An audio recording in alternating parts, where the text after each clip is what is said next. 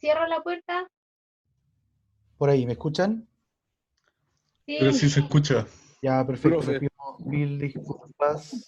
No sé qué ocurrió con el computador, pero se me reinició. Ya, vamos a retomar entonces. Ya nos vamos a saltar toda la parte introductoria. Bien. Centrarme más bien en la última pregunta. ¿En qué son los números? Bien.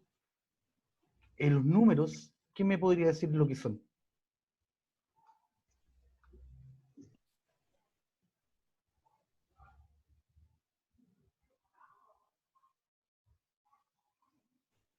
Em, ¿Qué serían los números para ustedes?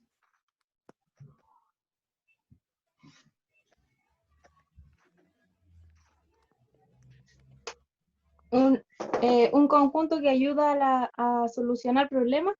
Un conjunto que ayuda a solucionar problemas. Ya, sí, puede ser considerado un conjunto, y de hecho en los números existen muchos conjuntos, ya, y podemos hacer montones de subconjuntos, agrupar de distintas formas, y en verdad sí ayudan mucho para solucionar demasiados problemas. Bien, algo que vimos en la sesión anterior cuando nos conocimos, cuando conocí a la mayoría de ustedes, ya que faltaron bastantes, eh, estuvimos reflexionando sobre la utilidad que tiene la matemática y nos dimos cuenta que en todas las carreras en las que están ustedes, porque todos ustedes están en distintas carreras, la matemática sí cumple un rol fundamental, ¿bien? Y la matemática está en todo. Y los números principalmente son cosas que no existen, ¿bien? Son cosas abstractas, ¿bien? Nosotros, ninguno de nosotros ha visto alguna vez un número, propiamente tal. Lo que sí hemos visto son símbolos. Por ejemplo, todos saben qué simboliza esto que acabo de dibujar en la pantalla, El 4. ¿cierto? Nosotros lo reconocemos como un elemento, como un símbolo que representa al número 4. Pero eso es porque nosotros lo escribimos de esta forma. Porque, por ejemplo, los romanos escribían el 4 con un palito y una vez. Bien, los números entonces no existen propiamente tal, no es algo abstracto, pero está en todo. Bien, y lo que nosotros ocupamos son símbolos. Por ejemplo, también yo les puedo decir de que A es un número o X es un número. Bien, lo que nosotros trabajamos en álgebra. Que estos elementos que están acá sirven para representar alguna cantidad. Bien, entonces ya que sabemos de que los números en sí no existen, bien, pero podemos representarlos de cierta forma con símbolos, vamos a definir algunos conjuntos numéricos.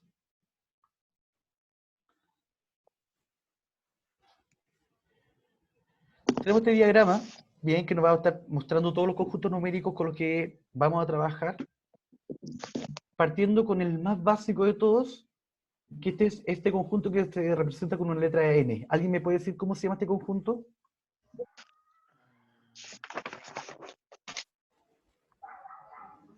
¿Quién me puede responder? Naturales. Los números naturales. ¿Quién me respondió? Constanza La Santana. constanza. Exacto, estos son los números naturales. Bien, ¿qué características tienen estos números naturales? De partida son los primeros que nosotros conocemos. Bien, cuando somos chicos, cuando estamos recién aprendiendo a hablar, los primeros números que nos enseñan son el 1, el 2 y el 3, ¿cierto? Nos enseñan a contar, cuando nos hacen dar saltos, o para hacer algún tipo de juego, ¿cierto? Siempre nos contaban hasta 3. Y después, a medida que fuimos creciendo, fuimos conociendo más números, empezamos a escolarizarnos y ya nos dimos cuenta que los números no eran hasta el 10, sino que podían ser mucho más que eso. Y en efecto, los números naturales son un conjunto infinito de números, bien que van desde el 1 hasta el infinito. Eh, pero hay un conjunto que es un poquito más grande que el conjunto de los números naturales. ¿Alguien sabe cómo se llama? El número Z, Conjunto Z, ese es sí. en verdad bastante más grande que el conjunto de los números naturales. Porque abarca los números negativos los positivos y los números infinitos. Ahí estaría metiendo los números negativos, ¿cierto? Pero hay otro conjunto que es un poco más grande que los números naturales, que se llama el conjunto de los números cardinales. Bien, y la única diferencia que tiene con el conjunto de los números naturales es que en este conjunto aparece por fin el elemento neutro de la suma que se llama 0. Bien, y que lo representamos con esta forma ovalada. Bien, ¿y qué es lo que indica el 0? En verdad no indica ninguna cantidad, no es ni fu ni fa. Pero dado de que ya definimos este conjunto, ya definimos este elemento, el 0, fue necesario explorar qué es lo que hay a la izquierda del 0. Bien, porque nosotros decimos que el primer número es el 1, pero ahora nos dimos cuenta que el primer número no es el 1, sino que es el 0. Vimos la necesidad entonces de ampliar este conjunto. Y llegamos al conjunto Z, que es el que conocemos como el conjunto de los números enteros. Bien, y que como dijo el compañero, incluye los números negativos, bien, que son los mismos números naturales que están, el 0, el 1, el 2, el 3, pero también lo podemos representar con un signo menos, definiendo entonces el conjunto de los números negativos. Cuando nosotros ocupamos números negativos, por ejemplo, cuando tenemos alguna deuda, ¿ya? Por ejemplo, yo estoy esperando que me paguen porque actualmente estoy con saldo negativo. Bien, estoy con menos tanto dinero. Allí tenemos una forma entonces de representar los números negativos. O por ejemplo, en invierno, cuando estamos muertos de frío, prendemos la tele en la mañana y vemos que en las noticias dicen que hay menos 3 grados. Bien, entonces nos indica, nos permite generar nuevas escalas de valores. Y ojo que todo esto no nace porque vamos a joder la pita, sino que son a partir de necesidades. Luego se dieron cuenta de que entre el 0 y el 1, por ejemplo, era posible encontrar más números. ¿Cuántos números podemos encontrar entre el 0 y el 1? ¿Hay números entre el 0 y el 1?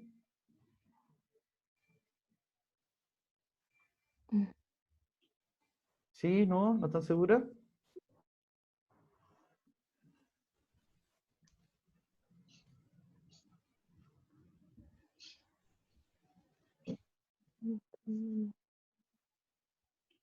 Entre el 0 y el 1, algunos responden de que hay 9 dígitos, el 0,1, el 0,2, el 0,3, etc.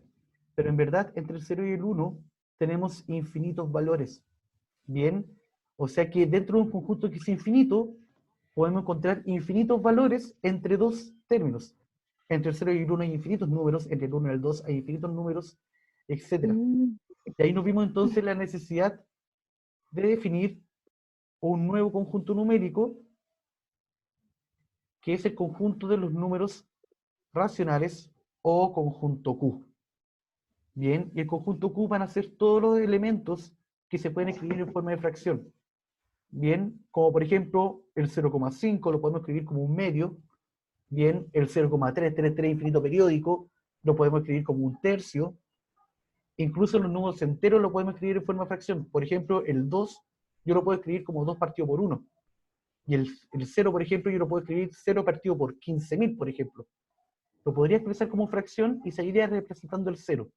Es decir, que los números enteros también están contenidos dentro del conjunto Q. Y de ahí ya para adelante empezamos a definir otro conjunto, porque resulta que no todos los números decimales los podemos escribir en forma de fracciones, porque van a tener infinitos decimales y nunca se van a terminar. Como es, por ejemplo, la raíz de 3, la raíz de 2, el famoso número pi, algunos logaritmos, por ejemplo, el logaritmo de 5 también es un número irracional, porque va a tener infinitos valores y va a ser imposible transformarlo a una fracción. Y ahora cuando yo uno de estos dos conjuntos, el conjunto de los números racionales con el conjunto de los números irracionales, nos da un conjunto mucho más grande que se llama el conjunto R, que se conoce como el conjunto de los números reales, que como aparece acá en la notación, va a ser la unión entre el conjunto de los números racionales, todo lo que se puede escribir como fracción, y el conjunto de los números irracionales, los números que no se pueden expresar como una fracción. Y de ahí ya para adelante nos podemos expandir un poco más y llegar al conjunto de los números imaginarios, donde yo si uno estos conjuntos, el conjunto de R con el conjunto de los números imaginarios, voy a generar otro conjunto más grande aún que se llama el conjunto de los números complejos. Pero en nuestra unidad solamente nos vamos a centrar en este conjunto de acá, que va a ser el conjunto Q. Comenzando hoy día con los números enteros y ya de a poco ir entrando al conjunto de los números racionales.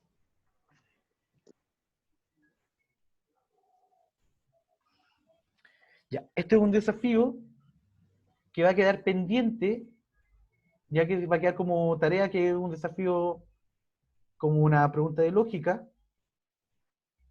Entonces voy a necesitar que en algún momento de la semana me lo puedan enviar como imagen al correo, ya, pero es un ejercicio muy sencillo.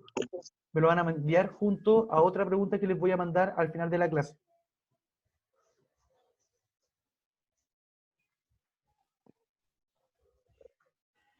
Bien, entremos al conjunto de los números enteros. Entonces, como les dije, es un conjunto que se puede expresar como los números naturales, podemos incluir el 0, y además los números negativos de los números naturales. Bien, o sea, van a ser los mismos números naturales con un signo menos delante. Es un conjunto infinito, ordenado, que quiere decir ordenado, de que podemos determinar qué cantidad es mayor que otra. Por ejemplo, sabemos de que el 5 es mayor que el 1, pero también podemos decir de que el menos 1 es más grande que el menos 4. Bien, porque entre los números negativos, entre más se acercan al 0, más grande va a ser su valor. No hacen los números positivos. Entre más lejos estén del 0 los números positivos, más grande va a ser su valor, y entre más cerca esté del 0, más pequeño va a ser su valor.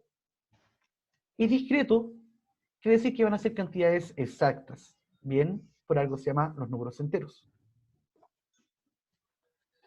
Entonces, como les dije, esto acá lo podemos representar como en una recta numérica. Bien, entre más a la derecha se haga la recta numérica, más grande va a ser el número. Y podemos definir entonces el conjunto Z como la unión entre los números enteros negativos, los números enteros positivos y el 0. Ya tenemos que tener presente que el 0 no es ni positivo ni negativo.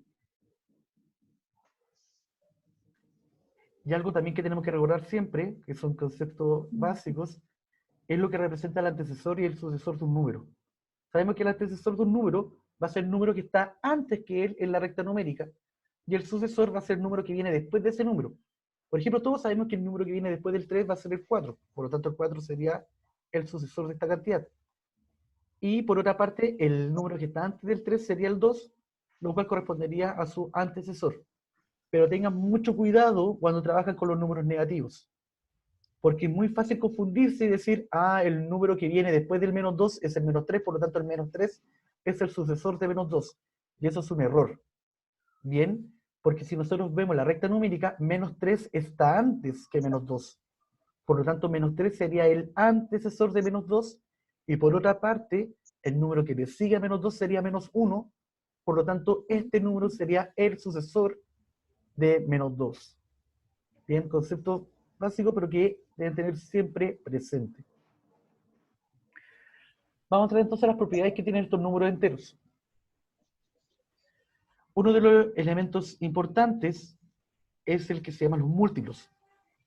Los múltiplos van a ser todo aquello que se obtienen, los múltiplos de un número, van a ser todos los números que se pueden obtener multiplicando ese número con otro número entero. Dicho con otras palabras, los múltiplos de un número van a ser todos los números que están en la tabla de ese número. Por ejemplo, acá tenemos los múltiplos de 8. El 8 es un múltiplo de 8 porque se puede escribir como 8 por 1. El 16 es un múltiplo de 8 porque lo podemos escribir como 8 por 2. El 32 es múltiplo de 8 porque podemos escribirlo como 8 por 4. El 64 se puede escribir como 8 por 8, etc. Pero notemos de que el 0 también es múltiplo de 8, porque yo puedo escribir 0 como 8 por 8. Y acá también aparece su parte negativa.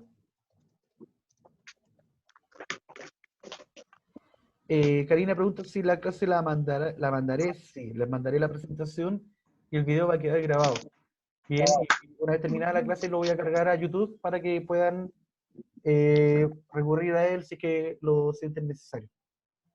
Pero es importante que se queden al final de la clase porque luego yo voy a pasar una lista y la idea es que esta lista se mantenga al final de de la clase, que sería aproximadamente a las 9, 9:15, más tardar. Bien. Entonces, importante, un número posee infinitos múltiplos. Claro que les recalqué delante que el 0 va a ser múltiplo de cualquier número entero. Bien, el 0 aparece, nosotros conocemos las tablas desde el 1, 3 por 1, 3 por 2, 3 por 3, etc. Pero el 0 también está en la tabla del 3. 3 por 0 es 0. Y así también nos podemos devolver a los números negativos. Por otra parte, tenemos lo que son los divisores de un número.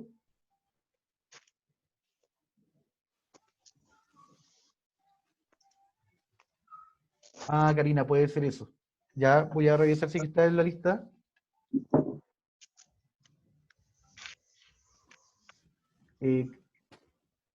No, Karina, no me aparece en la lista.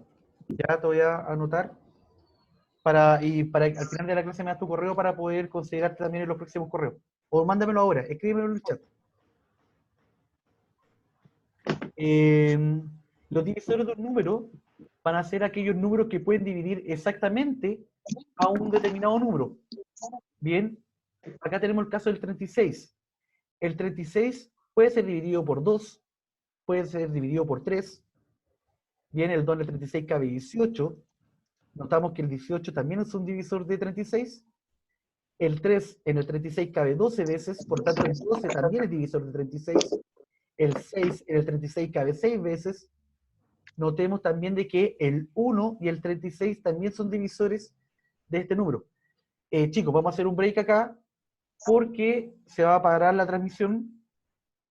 Voy a crear una nueva cita y se las voy a mandar al correo nuevamente. Bien. Necesito que alguien se pueda coordinar con Karina porque no me ha alcanzado a mandar el correo y esto se va a cortar ahora.